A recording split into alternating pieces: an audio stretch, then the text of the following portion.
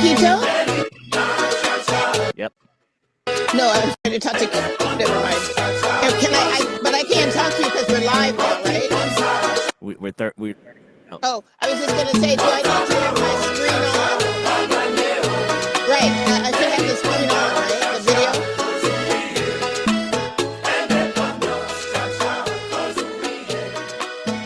Stand by.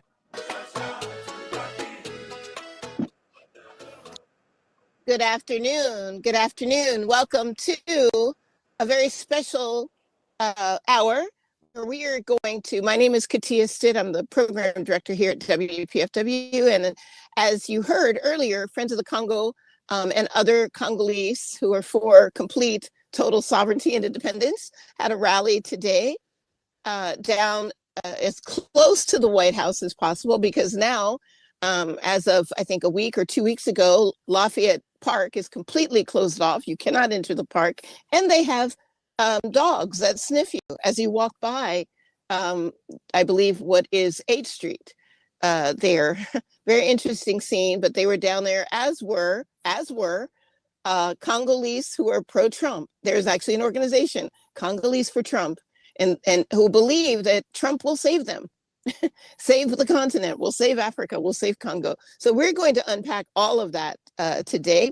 One of my guests is Quito from the Friends of the Congo. Good afternoon, Quito. Thank you for joining us.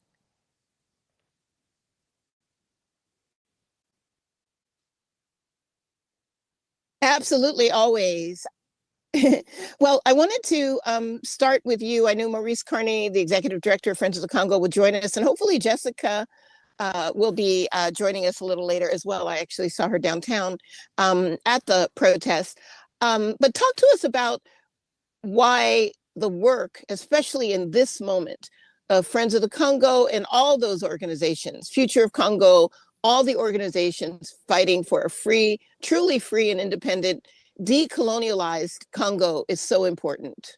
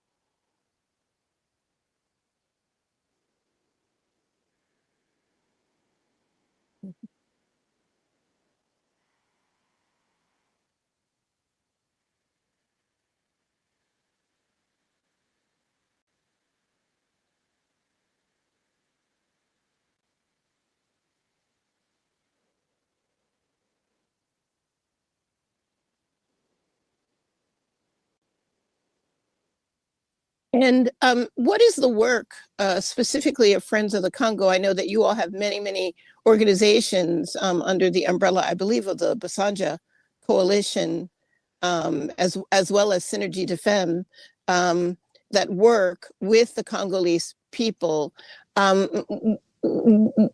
Today we're seeing the historic signing, some might say stealing, official stealing of minerals by the US, who were already complicit, frankly.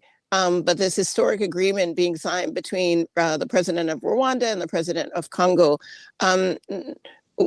Talk to us about the impact that we have already seen, even before this signing, because we know that this impact will just this signing, this official deal will just exacerbate, frankly, what is on the ground now, what's happening on the ground now. But talk to us about the work of the Basanja Coalition of Synergy DFM, with the population of folks that they work with there, and why it's so important that they do that work. And Jessica is joining us. Hold that. Oh my gosh, everyone's there. Okay, so Kito, if you just hold your thought on that, because they are there out in force. Of course, I see your pro-Trump brothers and sisters behind you. But thank you for joining us today. Would you please, because I know there's a number of folks there, this is live from the rally that is still going on for a free and independent, truly free and independent Congo. So would you all introduce yourselves, each of you, please, and tell us about what has been happening down there today. I was out down there, as you know, for a very short time and could not believe what I was seeing, which was this Congolese for Trump contingent.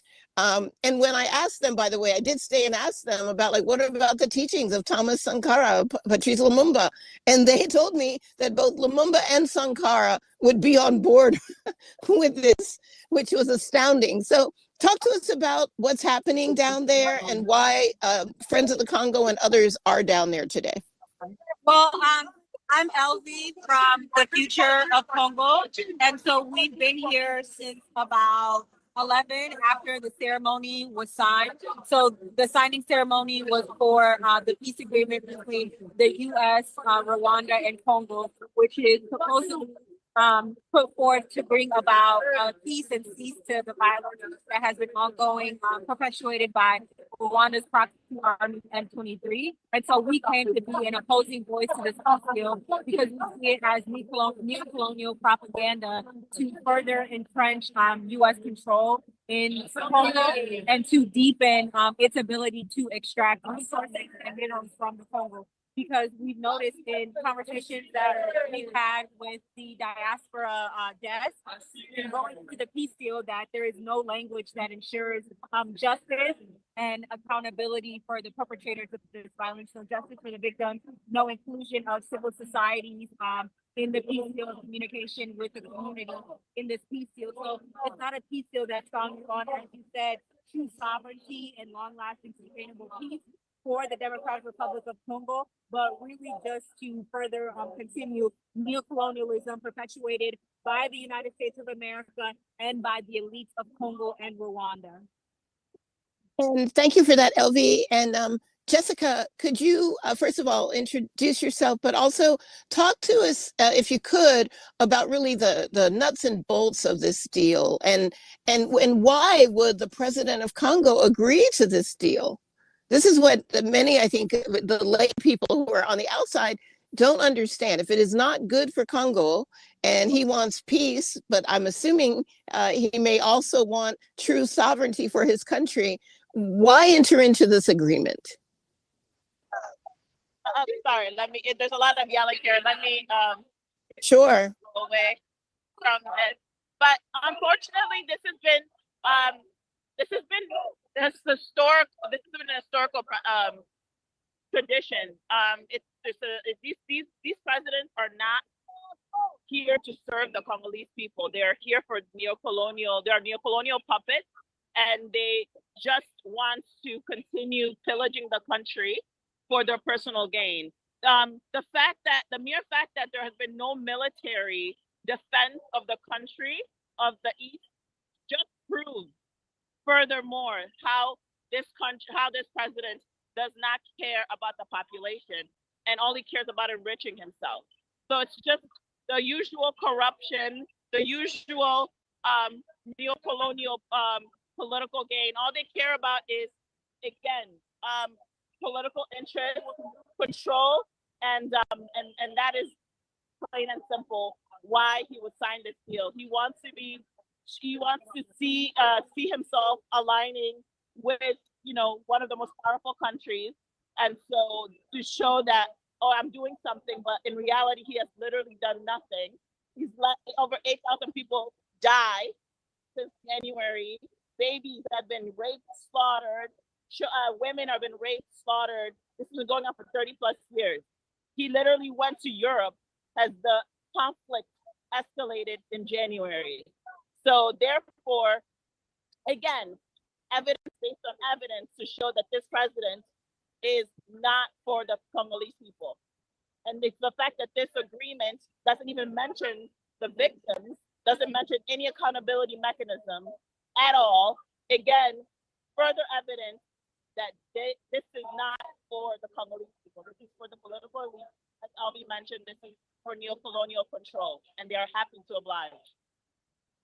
And just to let our audience know again, we are live. Are you all now in front of the Institute for Peace, or are you still, Yes. are you back? You're at the Institute for Peace. Okay. And that is Yes. where the signers and Trump have moved to after the signing at the White House. So Yes. we are going live to the streets here in DC. And I believe, Quito, correct me, we are also simulcasting on what, IG or YouTube? Where are we as well? All of it. Okay. All right. Well, for those of you who may just who may maybe being introduced to WPFW for the first time, we are a completely independent media outlet in Washington, D.C., part of the Pacifica Network. We are completely people powered, which means that there is no corporate or governmental funding, which is why we can talk about this subject in such great detail and from this perspective, which is so very important. My name is Katia Stitt. I'm the program director here, and I'm joined by not only Quito from Friends of the Congo, but also Jessica from Friends of the Congo and Elvie from Future of Congo. And ladies, I want to take it back to you on the streets. As I mentioned, if you could tell us, what is the mechanics of this mineral deal per se? Like so the US theoretically is ensuring peace. Does it state how that is going to happen, what the mechanism for that is, and what is that?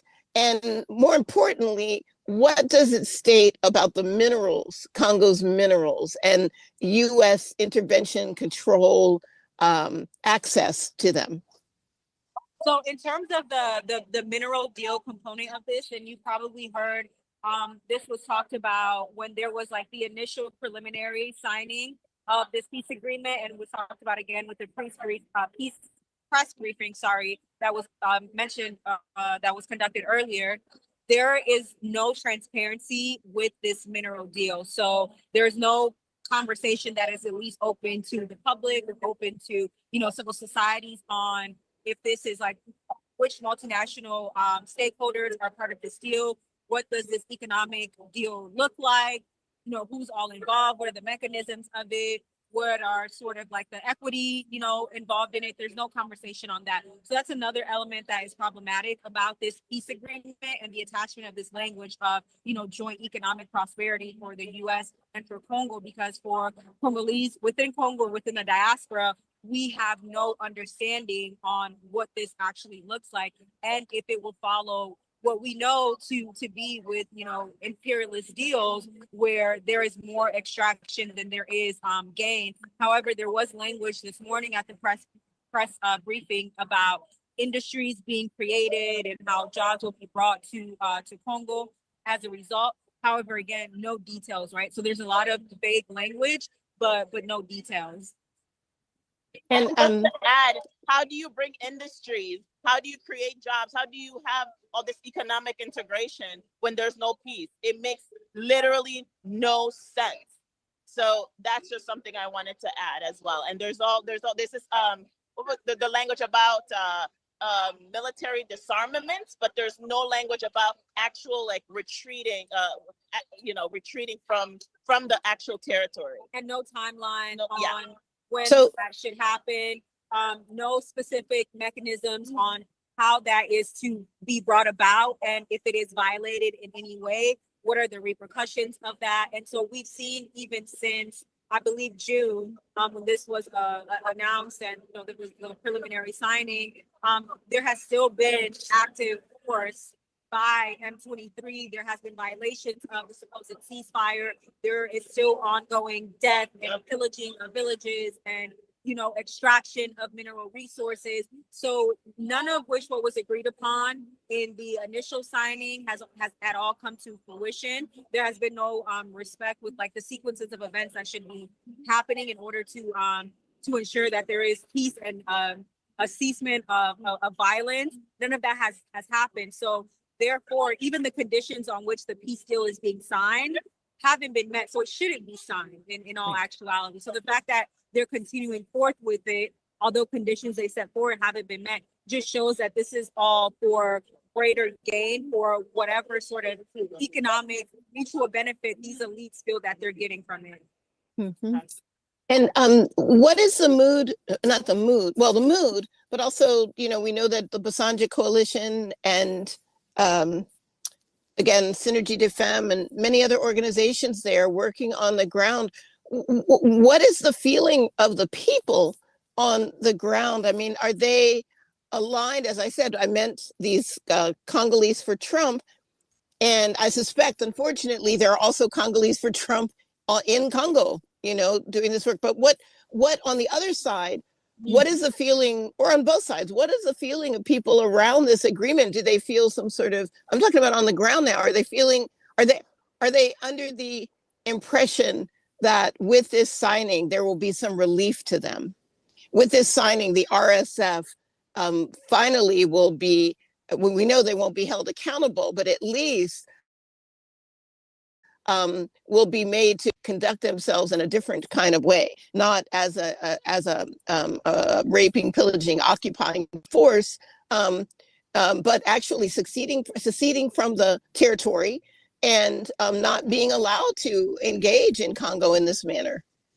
So I do want to preface this by saying that Congo is not a monolith and Congolese people are not a monolith. So I think it's really important that there is this dissent and people do see the dissent even within the community, because it allows us to understand what are sort of the interests that are at play here and what are people aligned to when it comes to their understanding of what liberation means for Congo. So I think it's really important for us to have these conversations and to put that out there.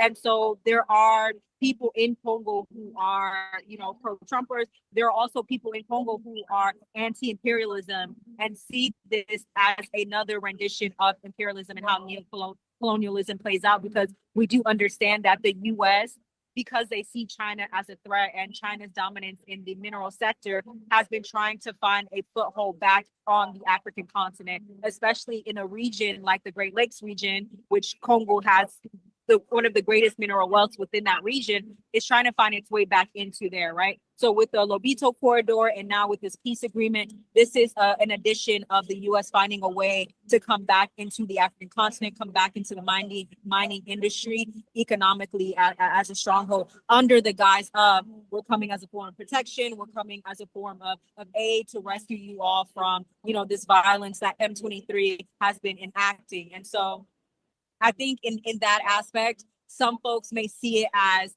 an incremental step in the right direction. Other folks see it as imperialism, just acting again, another rendition of neocolonialism. And some see it, especially those who are most impacted. So violence against women's groups, right? Or sexual assault groups, I should say, sorry.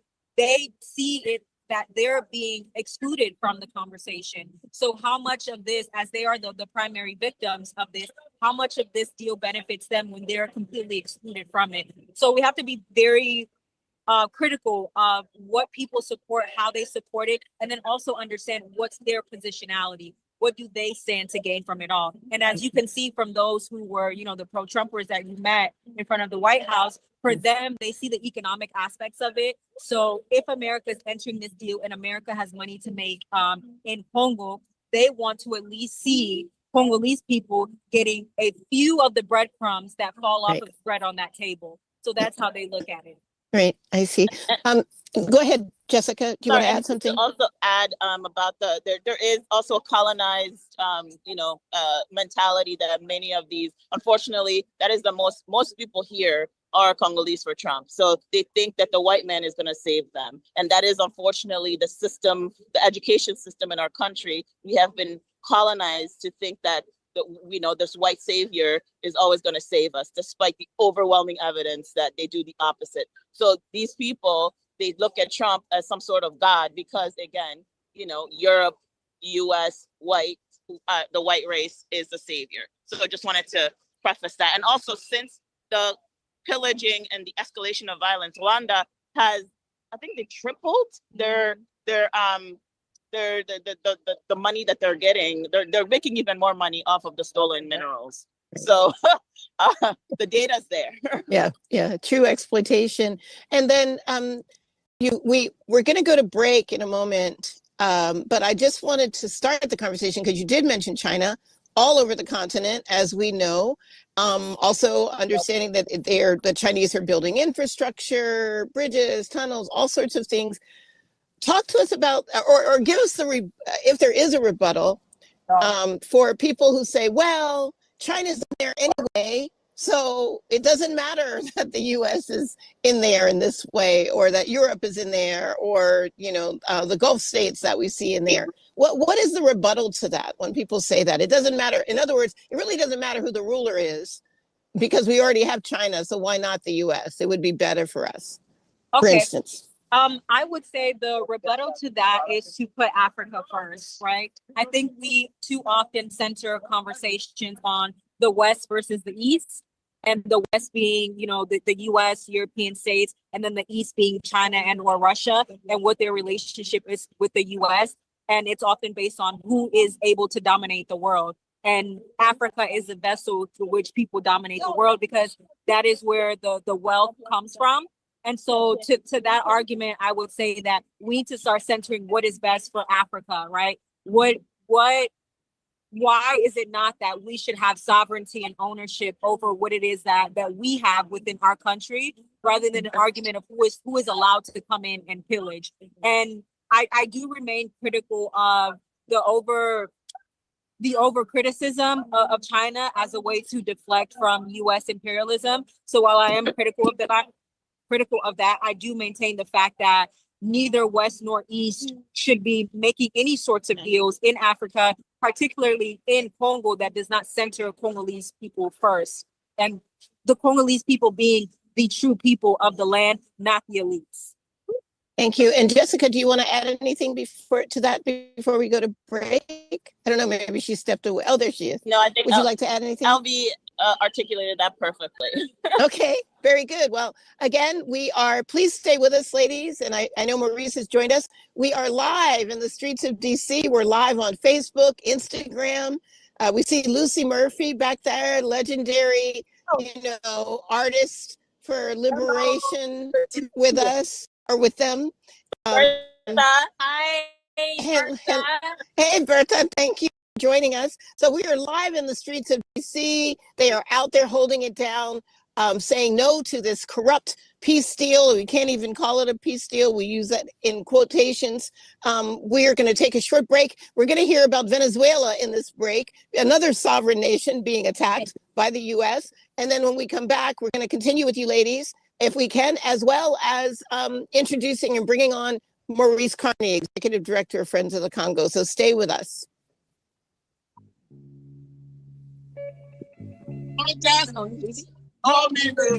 This is Medea Benjamin of Code Pink with the WPFW editorial.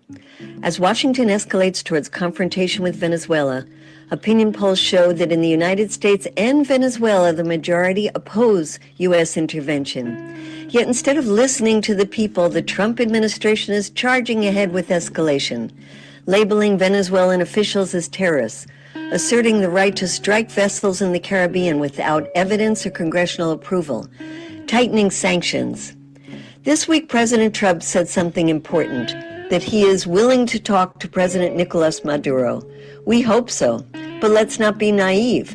The U.S. has used talks before as a cover for military action, including against Iran, engaging diplomatically one day while preparing strikes the next. So we have to ask, is this a sincere step towards peace or the prelude to something far more dangerous? The fundamental truth is that Venezuela is not our enemy, and war is not the answer. 28 million Venezuelans have already endured years of economic warfare through sanctions that block medicine, fuel, and basic goods. A U.S. military strike would only ignite an internal conflict and shatter countless lives. We've seen this story before: Iraq, Libya, Syria. So today, Code Pink calls on the White House to honor the will of the people and calls on Congress to rein in unauthorized military force and lift sanctions so Venezuelans can rebuild their own country in peace. For WPFW, I'm Medea Benjamin with Code Pink. You can learn more at codepink.org/Latin America.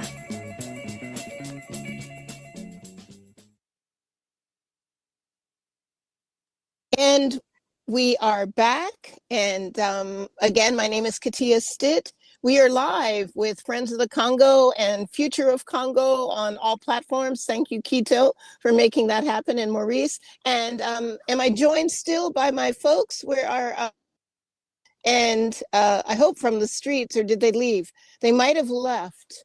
Well, Maurice, it's you and I. And Quito, I'm sorry that they left. I wanted to ask them about agri-liberation, because I think that is so important. And Elvie made that point of basically Africa for Africans. That's what we're talking about. And that happens through the land. So I'm introducing now Maurice Carney of Friends of the Congo. Welcome, Maurice. Good to have you on, as always. Good to be on, Katia. It was, yes, go ahead. Sorry. No, those women were amazing. I was just like, keep it going.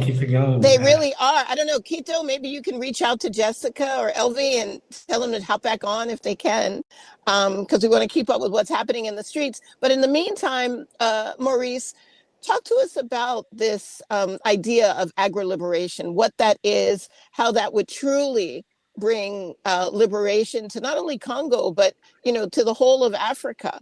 And this was something that both Sankara as well as Lumumba talked about. Every great African Pan-Africanist really spoke of this. So talk to us about what that is for people that don't understand that movement. Yeah. Thank you for that. It's a really important point there, Katia, because when you inject the discussion of agri-liberation, you're now talking about the agency of Congolese people.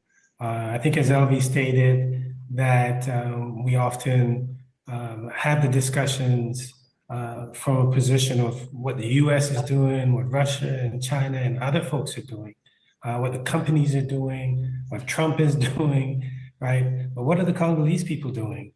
So centering the discussion around what the Congolese people are doing is a critical and important shift and position from which for us to have a conversation. And when we talk about agri-liberation, which is one of the tools or elements, or not even tools, but the philosophical grounding of the Basanja Coalition. This is a coalition of organizations throughout the Congo. They work in all four corners of the Congo: the north, the south, the east, and the west. And agri-liberation is foundational to how they educate, mobilize, and organize, right? And what agri-liberation, to make it simple for people to understand, as Petna Ndaliko, who's really the leading theoretician behind it, he heads up an organization called Yole Africa. He said that think of it as the African version of decolonization, right? He said when through Latin America and the Global South, people talk of decolonization, and there's a crop of scholars that talk about agri-liberation, which is the African version of decolonization. And they draw a lot from Cabral and Cabral's organizing in Guinea-Bissau and Cape Verde. But at the center of it, as Cabral would say, is returning to the source, right? And what is the source? The source is the soil.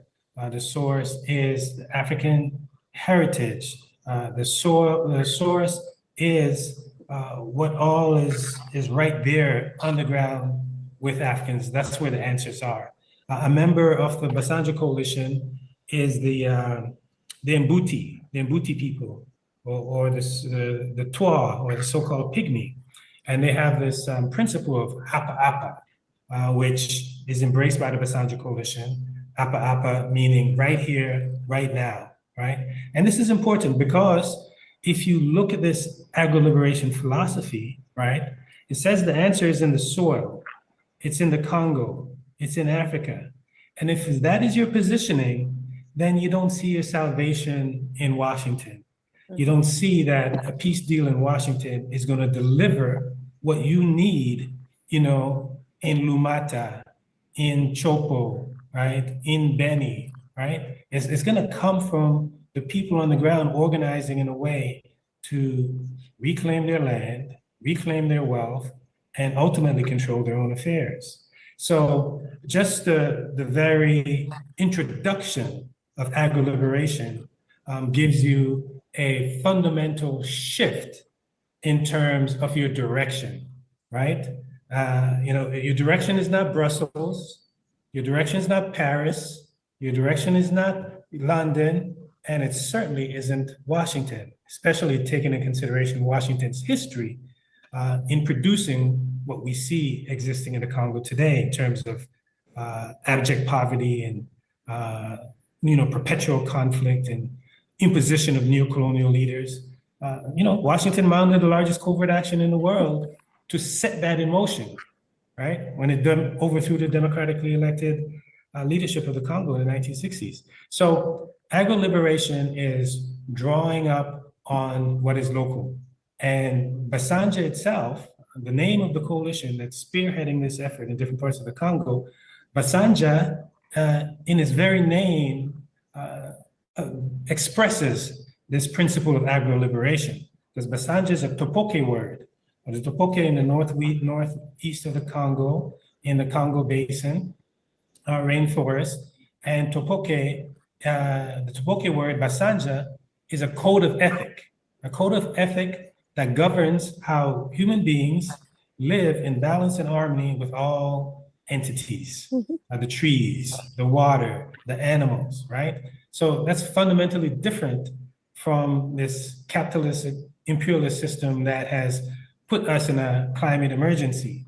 So Basanja sees itself introducing this way of being as an attempt to rebalance the scales, as an attempt to play a constructive way and a constructive role in shifting the way the earth is going. And Congo is so critical for this because Congo is at the center of two dominant phenomena of our time. The climate emergency, Congo is at the center of it with this Congo Basin. The energy transition, which is introduced to mitigate the climate emergency, Congo is at the center of that as well because its minerals are key to powering this energy transition. So to have Congo, the Congolese people offering to the world a view, a way of thinking through the agro-liberation is complementary to its importance, the country's importance to the planet as a whole and where we're going as a human race.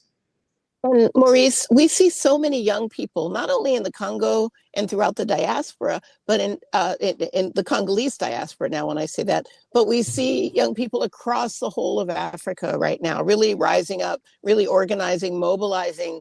Why do you think that, and even outside of the African diaspora, we see people organizing, mobilizing? Why do you think that is? And how is this mobilization done? I know with the Basanja Coalition, you all do some great work on the ground in Congo. How do you mobilize young people to understand how critical it is, their involvement, but also how critical it is that a change comes in their lifetimes for all of us? Yeah, that's a really good question because the short answer is that the young people, they tell you themselves, right? They say we fed up, right? When Abdurrahman Chiani and his network of folks took power in Niger, you had the journalists going in and asking people questions, and so what is it that's got you out in the streets? And they're like, well, we have uranium and we don't have electricity. France has uranium. France doesn't have uranium, but it has electricity. Make that make sense. We want to make this make sense. So they're fed up, right? They're fed up of the exploitation. They're fed up of the plunder. They're fed up of the robbery. And it just didn't start like since the arrival of the Alliance of Sahel states. Remember, it was young people who chased Blaise Compaoré in 2014. Yes. Along with the market women, right? Yes. The would-be assassin of Thomas Sankara. So you've seen this popular education, political education, grassroots mobilizing, right? Organizing that has been taking place throughout West Africa. It happened in Sudan. There's a setback in Sudan, of course. We see it unfolding in Kenya today. We see the young people rising up in Madagascar. The young people in West Africa had joined with the Congolese in 2015 to try and resist its political elite in the Congo. They were crushed, but they're not, they haven't given up. So I think when you see Katia, a continent that is a continent of teenagers, that's what Africa is. Yes, right? yes. 110 million Congolese, the median age is 17, right? So we're talking about a continent of teenagers and, they're unemployed, no jobs, limited opportunities. Oh, they're going to do something, right? They're going to do something. So these young people, for example, in the Bassanja Coalition, they just participated in a conference of parties in Belém, Brazil, the COP conference. Yes, COP 30. And they were there grounding and connecting with other young people from the global South. So that's one of the ways that they're organizing and building international networks and solidarity. And this is vital for the Congo, right? The reason why it's vital for the Congo is because of the array of forces lined up against the Congolese people. Neighboring countries, right? Foreign governments, right? Multilateral institutions, World Bank, IMF, for example, foreign corporations, right? And then their own local elites, because their local elites are right here in Washington right now, making a deal that by virtually all accounts, you heard the ladies on the street today, will not accrue to the benefit of the masses of Congolese. Right. You heard from the 4 women who came to Washington back in June, and they were like, we don't even know about this deal. We weren't even consulted. Our concerns are not even part of it, right? So building that international solidarity is vital. That's what the young people are doing. But even more importantly, even before they got to Belém in Brazil, they had gathered from all corners of the Congo in the south of the Congo. They came from Mbandaka in the west, from Kinshasa, from Kisangani, from Goma, right? From Lubumbashi, and they all gathered in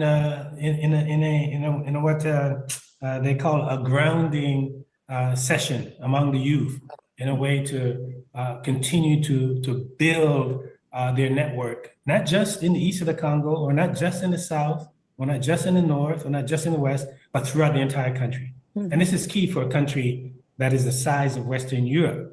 You need that kind of a country that's been dismembered and separated because of the lack of infrastructure. Having these young people come together to organize in a way that they can build throughout the country is a key element of their organizing processes, right? So they have the agro-liberation philosophy. They have the solidarity, the Pan-Africanism and internationalism in place. But what is particularly special about these young people, Katia, they're building bridges in the rainforest so that women can get their crops from the field to the market. Right? They're organizing to build wells in the mining community so that thousands of villagers can get access to clean water. Right? They're engaging with the traditional leaders in the peatlands so that they can get access to resources. So they're marrying the immediate material conditions of the people with the philosophy. Right. And undergirding all of that, the center of agro-liberation is food security. It's saying Yes. If the people are hungry, they're not going to be organizing for change. So we're going to make sure we have food security grounded in an agro-liberation philosophy where we're taking into consideration of certainly the material conditions of the people, but also the psychosocial components of the people, our heritage, our culture. So you find them using art and music and dance as a form of resistance, as a form of popular education, as a form of mobilizing, as a form of organizing, right? And that's what Cabral talked about. Cabral talked about culture being a weapon, right? For resistance and for building. So those, I don't want to give away too much, but no, it's all relevant. It's all relevant. That's just an insight. You know, they're in the embryonic stages, and so they're in their, the baby Moses days, and we don't want Pharaoh to come in and slaughter the children. Crush them. That's right. Yeah.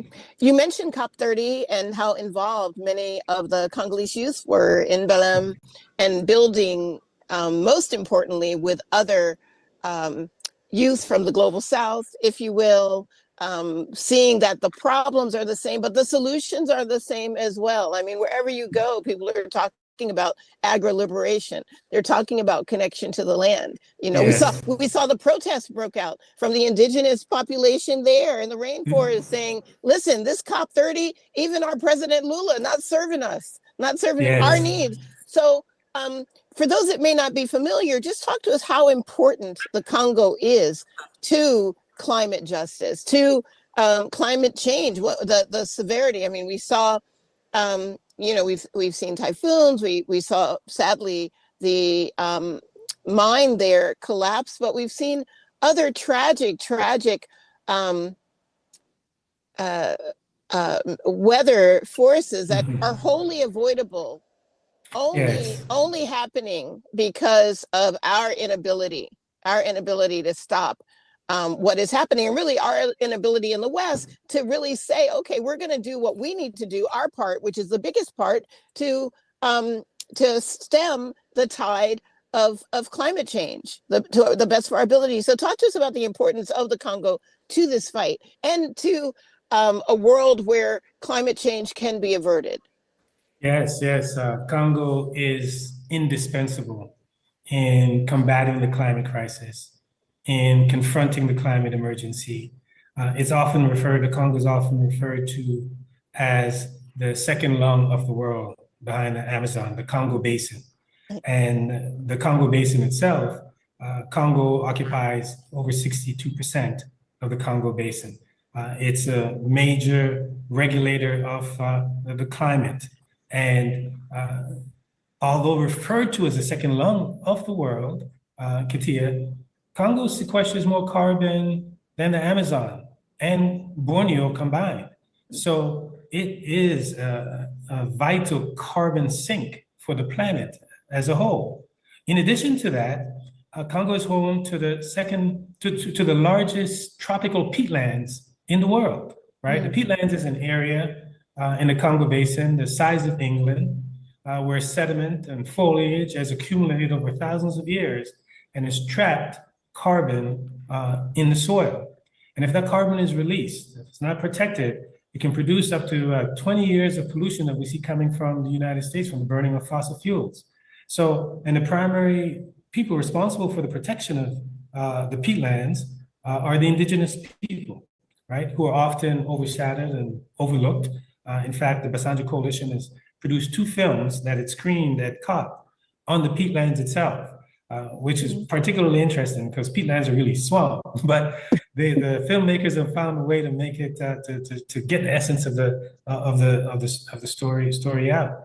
So when we talk about combating the climate crisis, the Congo Basin, you cannot talk about combating the climate crisis, climate justice, even justice transition, as they had a discussion in Belém at COP. You cannot talk about any of those issues without talking about the Congo, if you're serious about resolving them. Now, what the world is mobilized around, one of the paths to mitigate the climate crisis is to say, well, we have to phase out the combustion engine, right? And we have to move into green energy. Right.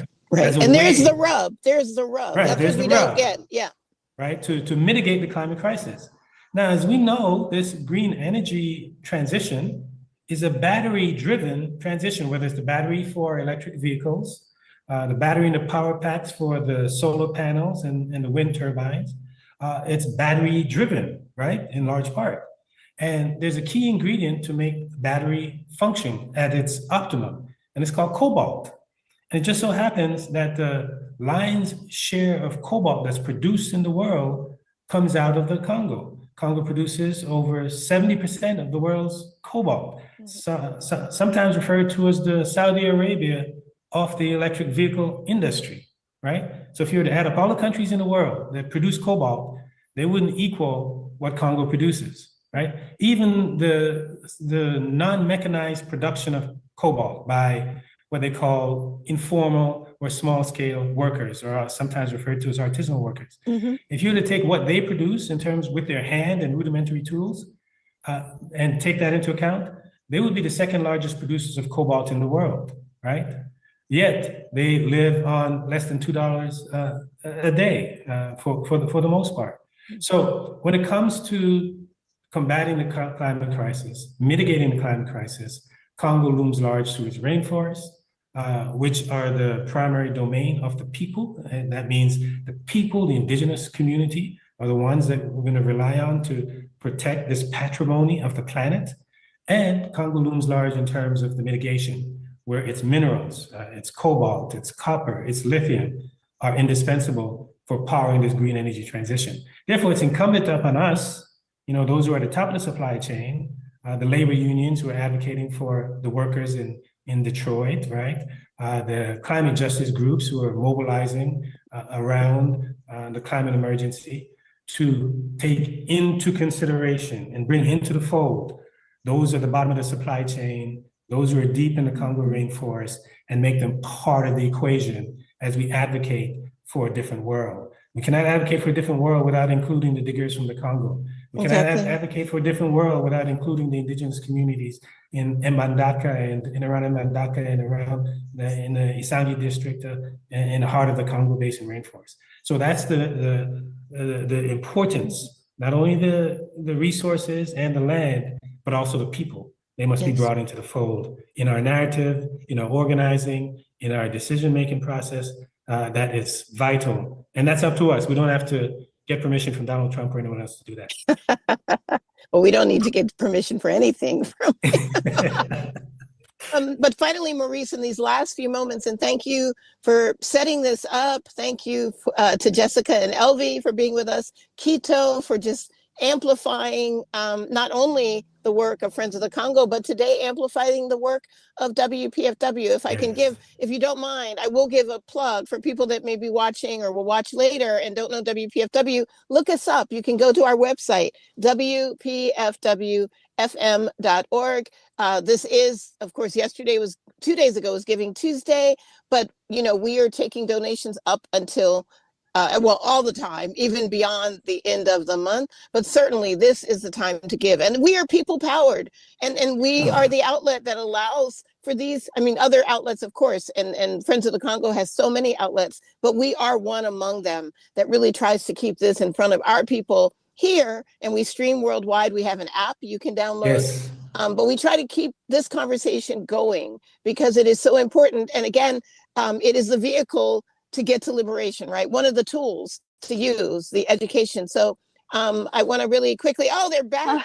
They're back. Okay, so Maurice, we have literally like 2 minutes. So Maurice, all there. Okay, so Jessica, Maurice is giving it over to you as we wrap.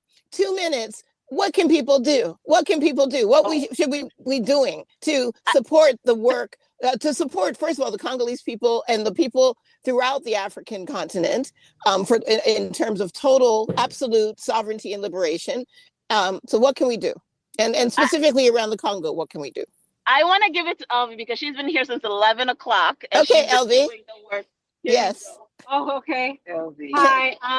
So I think what people can do most importantly is to educate themselves. I think that is the best start. I think given what we talked about before with the different factions and how people's positionality really guides their interest in what's happening in Congo. First and foremost would be to educate yourself about imperialism and what imperialism looks like in Africa. So once you have that understanding, then you can sort of see how the different players and actors are moving and what's guiding them and what is actually best for people on the ground.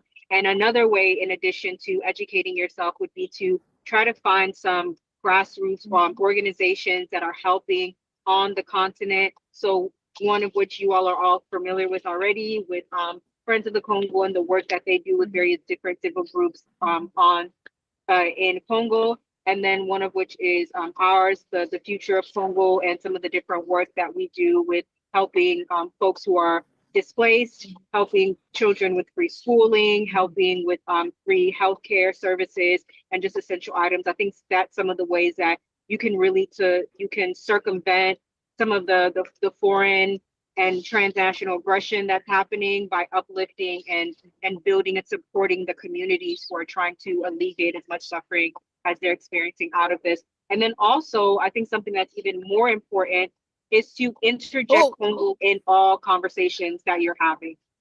Thank you, Elvie. We have to leave it there. We're up against our headline news. Maurice Carney, Elvie, Jessica, and all the crew that's in the car, they're leaving the rally, I think. We thank you so much. Up next at 3 p.m. is Jazz Stories with Josh Myers, and headline news for those who are continuing on with WPFW, WPFWFM.org. Thank you all. Peace. Thank you, Katia. Thank WPFW.